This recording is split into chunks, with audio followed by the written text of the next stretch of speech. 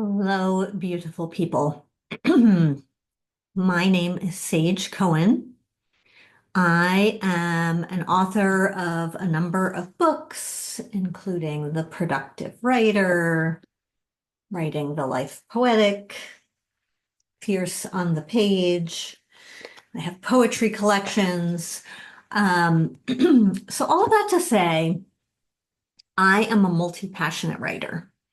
I write poetry, I write essays, I write how-to books, I write corporate communications, I write love letters, I write fiction. And so one of the challenges that I struggled with in the early years of my writing career is that I thought that doing more things at one time was better. I had so much I wanted to say and explore and express. And until I realized that I could have 10 projects going on, which is the equivalent of a million open tabs in my brain and on my screen, kind of creeping along and all going nowhere, right? It felt like I was being really productive. It felt like I was making all this creative work happen that really mattered to me. But the reality is it was all in process, but nothing was getting finished. So then I had a discovery in 2015 when I was writing this book, Fierce on the Page. I found a way to get my passion and my purpose so clear and aligned that success on my own terms became inevitable. And I have been teaching thousands of writers ever since this simple but potent formula for focusing and finishing the writing that matters ever since then. So we are going to go through this process together today, and then you will have it in your back pocket anytime you want to simplify your process and amplify your results. Let me just share my screen here. Okay. All right. So again, we are going to be talking about how to focus and finish. This is a little 1 hour workshop that has a little strategic plan you're going to make. We're going to go through this process together. You're going to create a plan for finishing the writing that matters most. Okay. So quick review of where we're headed today. You are going to clarify what I call your one true thing, a single writing project that you will focus on and complete in the next 3 months. I propose that we do 3-month chunks, but I'll tell you a little bit more about that. So I'm going to walk you through my favorite process for getting clear about what you want. You will make a simple but potent strategic plan for choosing the writing that matters most. Then you will harness your superpowers and get it done. So this is a workshop that has helped thousands of writers succeed on their own terms. I'm super excited to share it with you. I'm going to share my favorite success strategies for finishing smarter and faster. But what I want to just say as a caveat is that we all have our own unique operating systems, and I respect yours. I'm going to propose some possibilities, and I invite you to consider our time together a sandbox. I invite you to play in the sandbox, to really try on the ideas that I'm proposing. And then at the end of the hour, you can put down the castle mold. You can never pick it up again. But for now, I invite you to just try on the process, experiment with the strategies that I'm offering, and see if you can find something new, or see if you can rediscover something you already know that works for you. Okay. Okay, so if you have not already downloaded your blueprint, your PDF, excuse me, go ahead and do that now. You can pause the video. It's called the Focus and Finish Worksheet. We're going to use that. We're going to fill it in as we go, as I kind of lead you through the prompts and talk about how to think about each little section of the one-page blueprint. Okay. It's actually a multi-page blueprint because there are instructions that you can look at when you're not with me, but the part that we're filling in together is just one page. Okay. All right, here we go. Okay. So first, let's talk about how powerful it is to choose a single project and do it until you finish. Okay, so I'm going to just give you a little example of why this is so important. So we all know that Martin Luther King Jr. had a dream, and we are crystal clear on what that dream was. He fought for civil and economic rights and an end to racism in the United States. This was a vision so singular that it changed the course of history. Can you imagine if he had said, well, I have about 6 dreams and I'm not sure how to prioritize them, so I think I'll work on them all at once, a little bit at a time. He would have never made it to the March on Washington. He would have been home sorting his piles. And that is the kind of focus that I want for you. When you have a single project, goal, or destination at a time in your writing life, excuse me, you can focus on getting there and only there. And this kind of clarity can be hugely accelerating.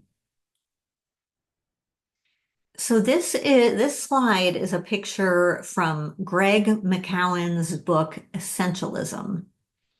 And it's a book that teaches you how to decide what is essential and how to pursue the disciplined pursuit of less, which is maybe another way of saying what I'm talking about. I'm not saying to pursue less. I'm just saying to pursue the same amount, one thing at a time. So, so we see here that when there are 10 projects happening, you're going in all these different directions and we're not getting traveling far. But when there is one destination and the energy is moving in that one direction, you can really get far with that energy. Um, so there's a little story related to this that I tell in my book, Fierce on the Page, where I talk about finding a mysterious pattern of stripes on my car, kind of in the plastic around the windows that matched two scorched stripes on the grass at the same interval. And eventually, I came to understand that my car had melted from light that was reflecting off of my upstairs bedroom window. And I was living in Portland, Oregon at the time. I concluded that if a small amount of focused light could actually melt a car in Portland, Oregon, then I too could exert a small amount of focused attention to transform pretty much anything, which is how I got myself through writing Fierce on the Page while running my own business and solo parenting a very young son and 5 pets. And so that is why I want all of your attention on one place. And we're going to spend our time together today in this next hour melting away everything that's in the way between you and your most important goal so you can make your greatest impact. Okay, so let's explore for a minute what this means for you. So on your worksheet, where it says, what is your number one writing or publishing goal right now? This is what I like to refer to as your one true thing. Before you write anything down, I'm going to just ask you some questions and give you a little bit of guidance. So,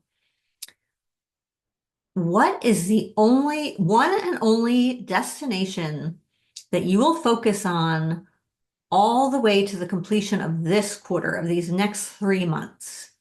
So, I like to propose that we set a 3-month goal because it feels less overwhelming than saying, a year from now or 3 years from now, this thing is happening. It becomes so abstract that it can become overwhelming. So 3 months to me feels like it's good taffy to play with. There's kind of some time and space, but you can see the light at the end of that tunnel and kind of move in chunks. So I'm not saying you need to like start and finish a novel in 3 months. I'm saying that you set goals within that time frame so that you're working with something tangible and reasonable. So we'll go into a little more detail about that. So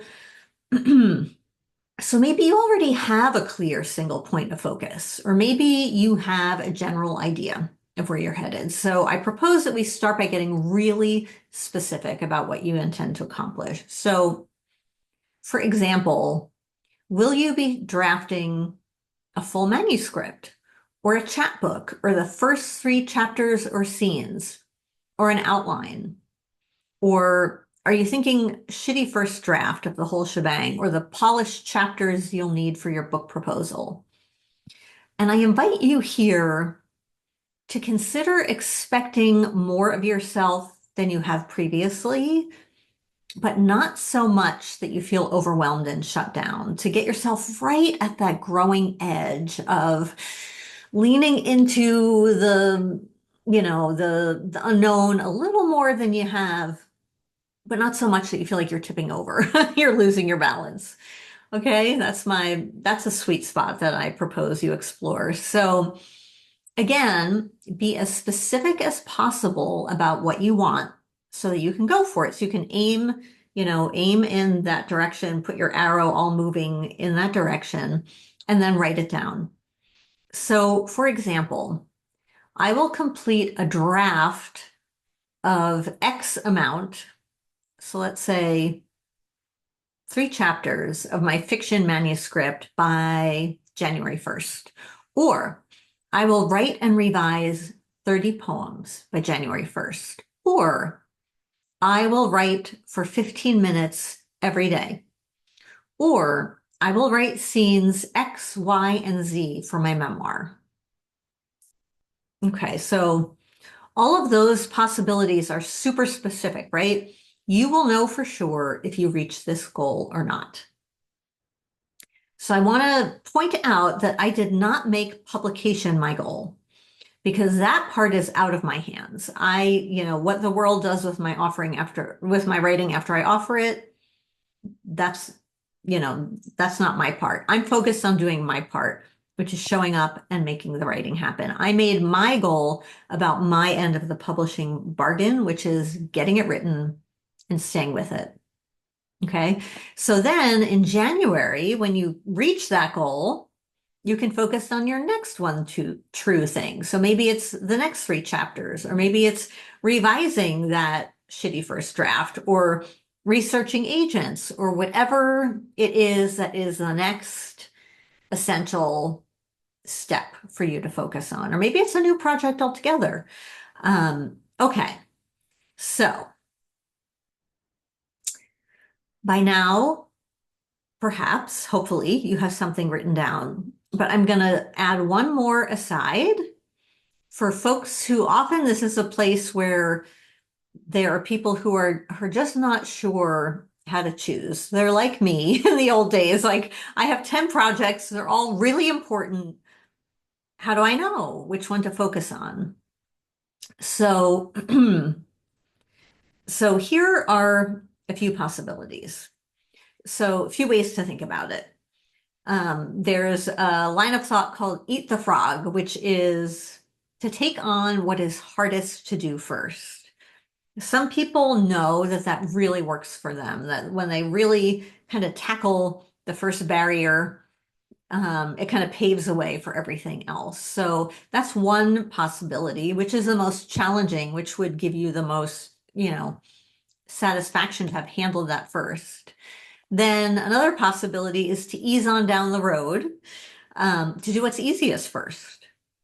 For me, that's what always works. When I do what's fun and easy and what kind of lets me enter my zone with the least amount of friction, that's just what I know works for me in my starting place, for a starting place. And you may not know yet.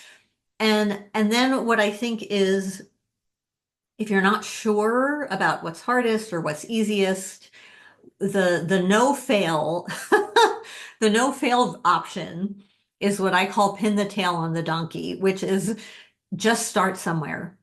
It truly does not matter very much which project if you really can't decide, just pick one, close your eyes and pick one. Um, the main the main idea here is that anything you take on with intent, when you organize yourself around making it happen, like we're going to do here today, you're going to make a plan for making this thing happen. It's going to get you in momentum so you can stay in momentum. So it's not like this is the only one of the 10 projects that are going to happen. You're just setting yourself up for success for the whole sequence of those 10 things. So wherever you start is the perfect place to start because it'll get you moving and then you can stay moving. Okay. So final caveat, I am not saying that you will not do the whole list. I'm saying you will just start with one item on the list. And then when you're done with that, you can think about what's the next item on the list. So all the delightful, wonderful projects can happen. We're just going to do them one at a time. And you can try this out and see what you think. See if this works for you. See if this gets you going in a pacing that really helps you move in the directions you want to go and accomplish your goals. Okay. So now you have declared your single project, your one true thing on your worksheet. The rest of this worksheet is going to be your blueprint for making it happen. And together we are going to look at the stories and strategies and habits that you can put in place to take you there. Okay. All right. Okay.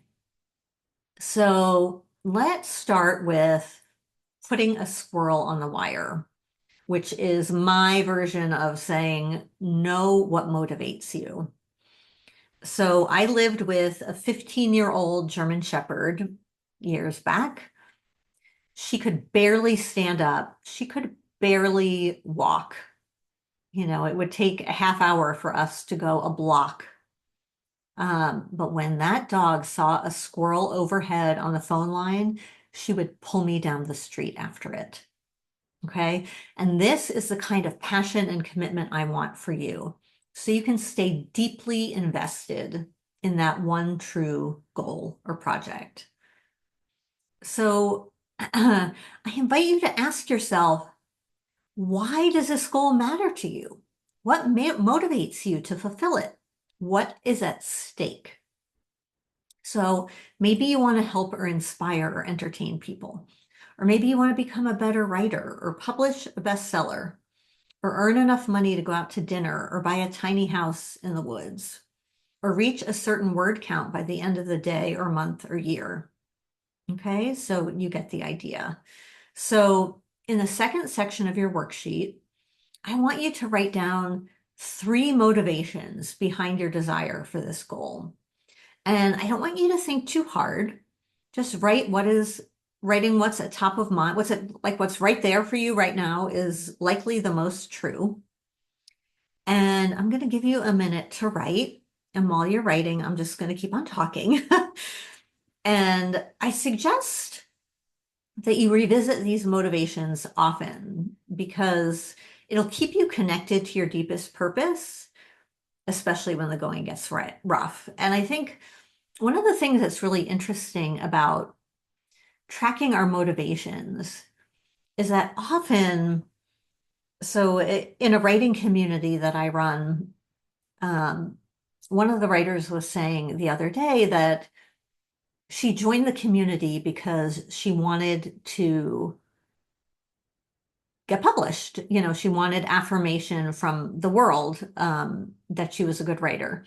But in the process, she discovered that her true motivation in her writing, even though wanting the world to affirm her kind of got her in the door and kept her in the seat with her writing, what she discovered along the way was how much she valued being in relationship with herself. And as she kind of anchored her writing practice in that, her sense of motivation really changed. And she didn't lose interest in publishing, but it was not what got her to sit down and stay sitting with her work. So it's really useful to notice what happens for you as you go. the motivation that gets you to the page may not be the motivation over time that keeps you at the page. So really listening to yourself and seeing, what is it? What is it that really um, pulls me forward, that really compels me to stay with this project? Okay. Whew, okay. So my next invitation is that you tell a new story, particularly about what scares you or what's in your way, and a story that puts you behind the wheel. So fear, of course, it's part of every writing life, it's part of every life. How do we prevent fear from limiting our creativity or shutting us down completely? So a strategy that I love was shared by Elizabeth Gilbert, and she says, fear is always in the car with me. I just don't let it get behind the wheel. And I love that. And it's such a great metaphor. And so I'm the kind of person who then says, okay, so like, what does that mean to me? How do I keep the wheel? How do I keep fear in the back seat where fear belongs? So my personal reference for this is a scene from the movie A Beautiful Mind. Um, and it's a story about John Forbes Nash, who was a mathematician who won the Nobel Prize, and he was schizophrenic. And there's a scene in the movie where he is walking the person from the Nobel Prize who comes to give him the award um, joins him on a walk on the college campus where he works. And they're walking together along this path. And the man says to him, you know, how have you overcome your schizophrenia to have this great achievement? And and as he asks this question, the camera kind of pans out and you see the main character walking with his multiple like imaginary friends walking alongside him, like they're all there. And he says to him, he says to the Nobel Prize guy, I haven't overcome it. He said, they're all those voices, they're right here. They're with us. I have just chosen not to engage with the voices in my head.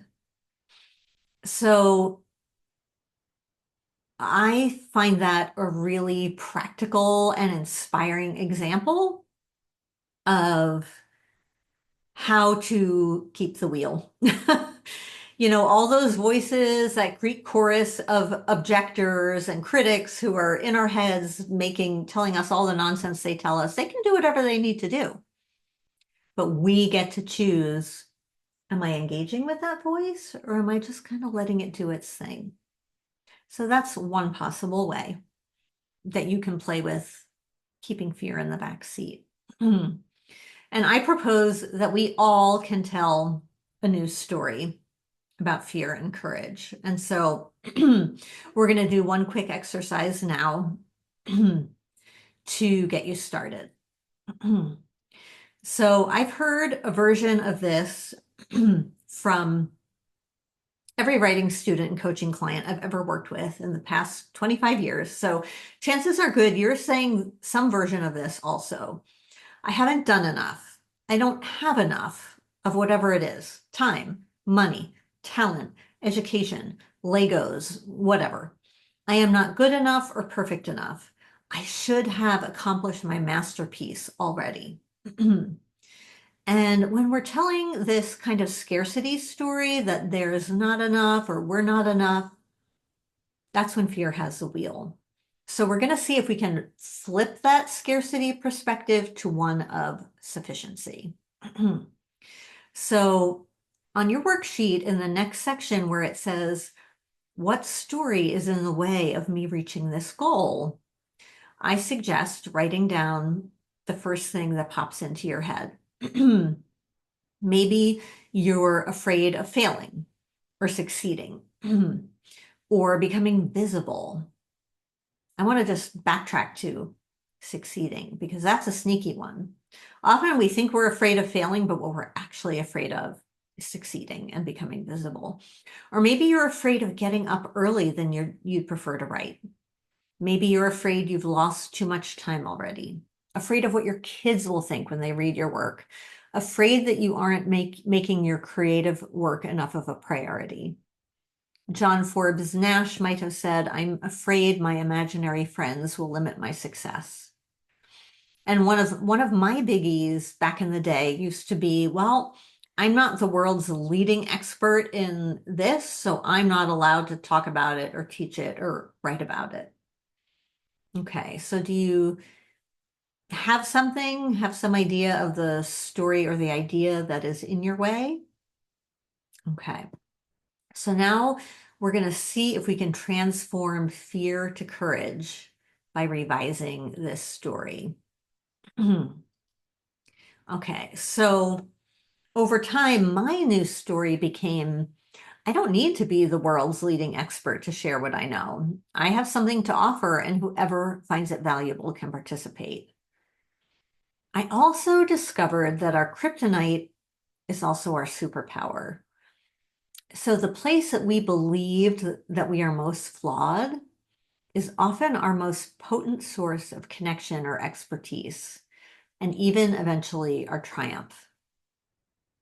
So maybe your news story goes something like this. I am going to make the most of every scrap of time I have. I believe good enough is good enough. I'm already writing 10 minutes a day or 5 hours a day or whatever it is, and that is remarkable. I believe being kind to myself is the path to the greatest productivity. What's important right now is process, not product. Or I'm willing to submit my writing query and be rejected because that puts me one step closer to finding the right publication or agent or publisher for my work. And as Stuart Smalley from Saturday Night Live used to say, I like to tell myself this one, I'm good enough, I'm smart enough, and gosh darn it, people like me. Okay. So in the next section of the worksheet, let's take a minute to write down your news story, whatever it is. And as you are writing, I want to tell you an important secret, which is that you don't need to believe this news story that you're writing down yet. You just need to commit to practicing it. You can say it out loud to yourself multiple times a day. You can post it over your desk or your computer or your toothbrush. And over time, you make it your new truth. This is how our desires and our actions and our stories start to come into agreement. This is how we limit our own interference. This is how we make room for the future we most want. By telling a new story that honors fear, but puts our courage and resilience and faith in ourselves behind the wheel. And you are just the person for that job.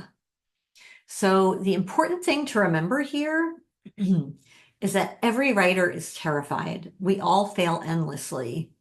That is how we evolve. Because getting it wrong is the foundation on which getting it right is built. Because the underbelly of every writing triumph is failure. It's how you discover who you are and what you're made of. So I propose that when we consider our evolution as when we consider our evolution as people and writers to be our triumph, then we truly have nothing to fear. Okay, so fear is a very big topic, and we did this very quickly. And if you want to go a little deeper with me or with yourself into transforming fear, into trust, into courage, you can go to my shop at sagecohen.com. I'll have the URL at the end of this conversation. And in the free resources section, I have several worksheets for working with fear. And you can use these to dig a little deeper into stories that might be holding you back. and transform them into stories that can help move you forward. Okay. All right. Okay, next, I propose that you focus on habits instead of goals. So goals are useful because they give us a sense of direction, right? We need to know whether we're headed to California or Colorado. And I would argue that habits are even more essential because they are the engines that take us there. So once we have a general idea of where we're headed, what matters most is staying in motion. So a while back, I heard an interview with Jack Canfield, who said, not a direct quote, but something to the effect of, when you're driving in the dark from New York to California, you can't see the whole trajectory, but you don't need to. You only need to see 10 feet in front of you at a time, all the way across the country. 10 feet at a time, 10 minutes at a time, 10 pages at a time. Whatever it is that you make a habit will eventually take you there. So we could take that huge goal that is largely out of our control. For example, I want HarperCollins to publish my memoir, or I want to sell more Gothic fiction than Anne Rice, and break it down to a daily practice that is entirely in our control. I am committed to writing or revising from 5 to 6 a.m. every weekday. Follow through on that writing habit, and you are guaranteed to generate a ready for publication manuscript eventually. So for now, I'd like you to commit to one writing habit that you're going to bake into your process moving forward. And I'm going to talk you through how to choose a habit before you write it down. So for starters, look at your first answer, that number one goal, and base your habit on your one true thing. For example, let's say you want to publish a full-length collection of poetry or essays or a novel. You ask yourself, what does a successful poet or essayist or author do? They write every day. Maybe they devour craft books. They protect their writing time. Let's say they're offline for at least 2 hours every day. They study authors and writing they admire. They research agents and publishers in their genre. Okay? So next, think of that 10-foot rule, the micro progress that eventually takes you clear across the country. And I want to share a little story about this from the book Atomic Habits, where what is his name? The author's name is going to come to me in a moment, but the book is Atomic Habits, and he talks about a ballerina, a famous ballerina in New York City who works out, who dances every morning for like 4 hours. And she goes to the studio every morning at 4 a.m. Okay. And what this ballerina considers to be her habit is calling the cab that brings her to the studio.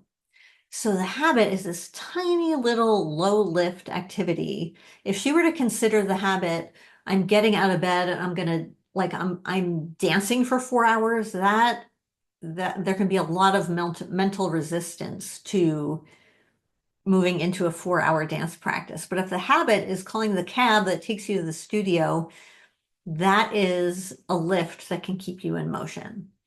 So let's think about what that means for you. If you could establish one habit right now to accelerate your writing life, what could it be? So again, based on the examples I just gave, I want you to be as specific as possible about where, when, and how you'll do it, because this makes it much easier to remember and to sustain. So for example, after my alarm goes off in the morning, before doing anything else, I will handwrite in my notebook in bed for 30 minutes. Or when traveling to and from work on the bus, I will read books on the craft of fiction or poetry. Or every time I walk the dog, I will capture 3 images or ideas for scenes related to my work in progress using the voice recorder on my phone. Okay, so it's your turn now on your worksheet under what habit will keep me, help me move toward my goal. Choose a habit and write it down. Once this habit is rock solid, you can build in another and then another. Okay, so it's James Clear, who is the author of Atomic Habits. If you want to go deeper in how to create powerful habits that stick and how to create a system and a sustainable way of growing your habit practice, I highly recommend Atomic Habits.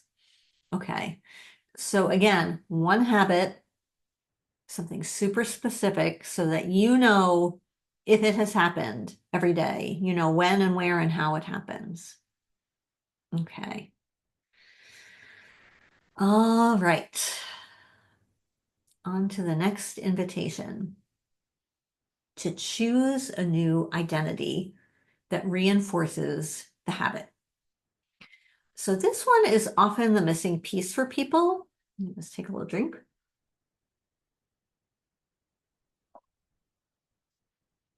We put practices and habits in place, but we are still seeing an outdated version of ourselves in our mind's eye. So another example from James Clear, he talks about two men who are standing outside of a bar. Both used to be smokers, and somebody comes up and offers them a cigarette. And the first person says, "Oh no, thank you. I'm trying to quit." The second person, also a previous smoker, says, "No, thank you. I don't smoke." So, which one of these people do you think is going to be more successful at sustaining a lifestyle of non-smoking? If you see things the way I do, I expect the person who says, "I don't smoke," to be the one who is going to have a much easier time staying with it because he's already updated his identity to the new reality he's stepping into, the new habit he is practicing. So let's practice here. Let's choose a forward-reaching version of ourselves that holds us to that vision or standard. So, for example, if you said, "I am a person who writes every day," or "I am a poet or author or memoirist," I'm sorry, excuse me. "I am a poet or an author or memoirist," or maybe even "I'm a best-selling novelist. I can count on myself to show up for my writing, even when it's hard or inconvenient. I have the courage to share my personal story. I have the courage to keep improving my craft. I am a person who is not deterred by failure," right? These are identities that kind of hold us and bolster us and keep us inspired about the direction we are moving in. They keep us inspired about the version of ourself we are growing into as we practice these new habits, as we move in the direction of the goal that really matters to us. Okay. So on your worksheet, where it says, "What new identity will help me move toward my goal?" I want you to write down who you are going to be. Who are you? How do you identify now? "I am a person who writes every day. I have the courage to keep improving my craft." And remember, this is not something that you need to even believe is true in this moment. This is a version of you you are growing into, you are practicing, you are standing in, you are delighting in, and you are stretching to this new story of who you are. Okay. All right. Deadlines. Not every creative likes to really think about deadlines, but I propose that you make deadlines your bullseye. And here's why. Deadlines give you a singular destination, the date of completion. They create urgency, and urgency gets your butt in the chair. Sometimes we have real deadlines to editors or publishers, but when we're in the developmental or querying stage, often we don't. So if you don't have a deadline, make one up. Whether it's word counts or draft versions or whatever increments make sense for you in your work, be specific. So I've proposed, for the sake of this conversation, that we set a deadline 3 months from now, right? That you give yourself a 3-month window and name that date that is your finish date. So Napoleon Hill says a goal is a dream with a deadline. So that deadline is kind of what brings, that brings our vision, our lofty vision, our inspiring vision kind of onto the ground and moving in the direction that we want it to go. A goal plus, I'm sorry, a dream plus a deadline takes us to that destination. Okay. Okay, so let's look at the second to last section of the worksheet where it says, how will I know when I reach this goal? This is where you can date stamp your goal. So for example, on January 1st, I will have completed the first 3,000 words of my novel. Okay. On January 1st, I will have written in my notebook for 15 minutes every day. Okay. So now let's talk about how we deliver on that promise.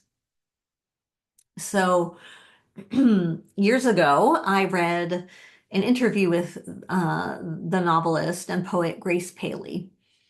And the journalist said to her, Grace, you're a mother, you're a professor, you're an author, you're an activist. How do you do it all? And Grace's answer was, well, I have all day. And this has been, every time I think of that sentence, I get goosebumps because it is so, it confronted my deepest story that there was no time, there was not enough time. I had all these other things I needed to do that were not my writing. But the reality is, you have all day, I have all day. We get to choose how we spend it. We all get the same number of hours. The way we are living is the way we have designed our lives. And if you want your life designed to be different, you get to choose how you spend your day. Okay, so let's look at some possibilities here. I propose that you schedule your time and your tasks. If you're not inclined to do this, I invite you to play with it for a little while. Just try it on. Remember, we're in the sandbox. We're playing with possibilities. You can put down the shovels and let it go a little later, but let's play with it. So scheduling reserves space in your life for your writing work to happen.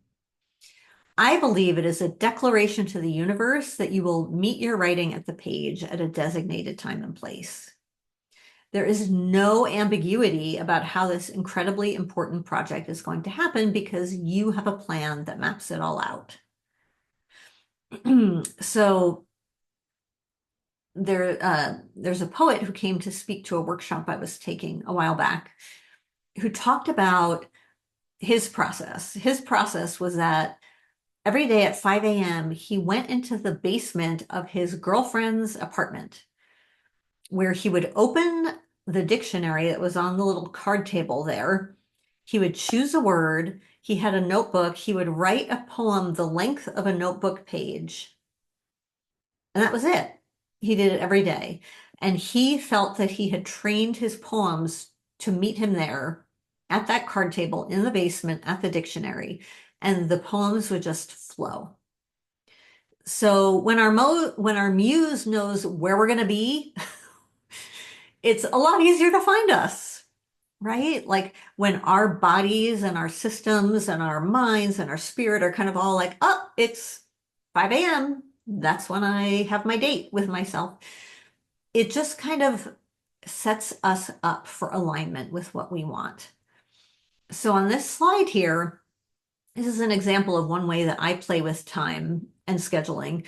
I use a computer calendar and I have chunks of time blocked off in different colors. So blue is for personal and family, and green is for work meetings, and purple is for all the chunks of time. Purple is for my business, basically. Here's how I'm going to meet all the different deadlines for my business. And then red is my designated creative writing time. So I can count on this 3 hour chunk on one day and this 3 hour, this 1 hour chunk on another day. Um, and it's all I can see every week how my writing is going to happen because I've decided in advance. So when you do this, when you schedule writing time, your fear and your resistance can relax because your conscious mind and your subconscious know that you have it covered. And then all you need to do is show up and follow the plan. It's like making a creative writing budget, right? You've already decided where it's going to happen. So then you can just show up and relax into the time that you have reserved for yourself in your writing. Okay, so another really powerful way to stay with ourselves is accountability. We are more likely to keep the promises we make to other people than the ones we make ourselves. So if you do not have an editor or publisher expecting you to meet your deadline or sustain your habit, promise someone else you will. And then tell them when you've fulfilled your commitment. So if you want even more accountability, you could consider an accountability buddy. A coaching client of mine had a writing buddy who they checked in with each other every day. They were both writing a novel. And each day they would just text each other the words day count. And they would say, woohoo, or, like a one-word response, cheering each other on. And that was hugely exhilarating for her. She met her writing quota every day. She met her first draft deadline, which she took on in, I don't need to tell you about her timeline, but she set a timeline for herself using this process. She chose an accountability partner and she met her goal for her first draft deadline. So I want you to see if you can find a similar way to accomplish more by promising more to someone else. And you don't need to have, it doesn't need to be another writer. It can be your best friend. It can be your dog. It can be your mom, but somebody who cares. The dog it might be tricky for the dog to, give you the kind of pat on the back that you could, maybe you can get a lick on the cheek for um, every time you show up for yourself. But having someone you promise and then you report back to can be huge. Okay. All right. And let's see. So measuring your progress for some of us can also be hugely motivating. And it can help you sustain your momentum, especially when building new habits.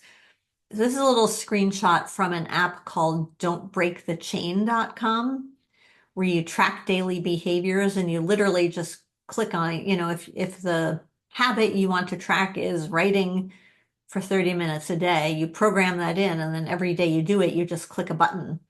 And then you get to see the color of it. You get to see, ooh, this is what January looks like. These are all the days I showed up for myself. You can use an Excel spreadsheet. You can use gold stars on a calendar, whatever it is to celebrate and track the progress you are making. Some writers measure their output also. They count words or scenes or chapters or drafts, whatever it is that is meaningful to your particular work. They track that regularly so they can see measurable progress. One writer talked about using a spreadsheet to record her word count for each writing session so she could see every day what the progress was. You might want to record every time you sit down and open up your working document in your computer. Think of that micro goal, right? You picked up the phone and called the cab. You sat down in the chair. You showed up at your desk. That 10-foot rule of, the micro measurements that help establish and reinforce habits that eventually take you across the finish line. So if you're celebrating showing up at your desk and opening the notebook or opening the blank page, you're on your way. You've done the hardest part. You've gotten yourself there. Maybe not the hardest part, but you've crossed the biggest hurdle of resistance to get going. So on your worksheet, excuse me,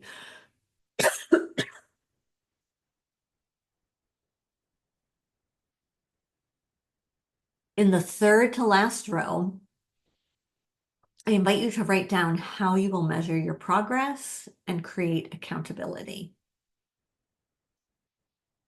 Okay, so now I want to tell you a little success story about a writer who has put all the strategies we've covered so far into practice and what it has meant for him. This is my friend Mantu Joshi. In 2010, Mantu was a stay-at-home father with two special needs children. And he found my book, The Productive Writer, in the Portland airport. He read the whole thing on his flight. And by the time he touched down, he decided that he had permission to write a book. So here is how he went about it. He hired a babysitter for 2 hours every Saturday, and he spent those 2 hours writing. In 2 years, using that Saturday time only, he produced a book called The Resilient Parent. This book was acquired by the first publisher he approached and has since changed many thousands of lives, including mine. It launched him as an expert. He has been making TV and radio appearances ever since. And he's now making a living and making a difference, helping families like his to grow and heal. So I want to just review what got Mantu here. He had a clear goal and a laser focus to write a very specific kind of self-help book for a very targeted audience.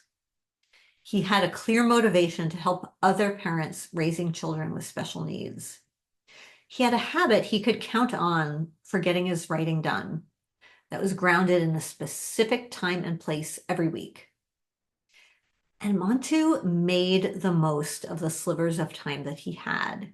And he told a sufficiency story about that time instead of a scarcity story. He didn't say, I only have 2 hours once a week. What could I possibly do with that? He discovered what he could do with that. He wrote a book with that. And so I want you to know that you can change the world and yourself in only 2 hours a week, just like Mantu, if you know exactly where you're headed and how you intend to get there. And now it is inevitable that you will, because you've just mapped it all out. Okay, so now it is time to celebrate. It is time to celebrate celebration is huge as a part of this process, okay? So the beauty of tracking progress is you can celebrate your progress because what you appreciate appreciates. So I propose that you celebrate every step you take in this journey toward your one true thing. I wrote when I said I would today. I met my word count goal. I stayed off of social media like I said I would. I wrote the query. I sent the query. I heard back from the query. So the one thing that I try to celebrate extra big are my rejections. I took a risk. I survived. I'm still here. And now I'm that much closer to succeeding because I learned something about where my writing belongs or doesn't belong because I was willing to take that risk. I wrote a poem or a scene or a chapter or an image or a snippet of dialogue that works. Or I wrote it and it doesn't work yet, but I'm going to stay with it until it does work. So the beauty of celebrating our progress is that it helps us build a case for how courageous and strong we are. It keeps our attention there.